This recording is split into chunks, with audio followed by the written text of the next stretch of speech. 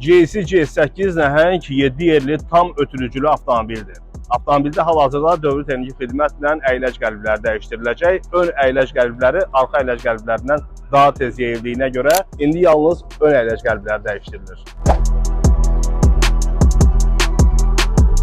Əyləc qəlbləri sağlam, etibarlı və orijinal olmalıdır. Əks halda bu həm təhlükəlidir, həm də avtomobildə müxtəlif səslər gələcək. Qeyri-orijinal əyləc qəlblərindən istifadə əyləc yolunu uzadır və eyni zamanda avtomobilin dayaq disklərinə də ziyandır. Onun tez yeyilməsə gətirib çıxarır.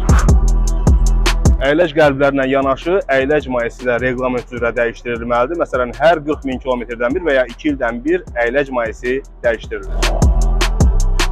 GS avtomobillərinizə zəmanətli və etibarlı texniki xidməti yalnız GS rəsmi servislərində göstərə bilərsiniz.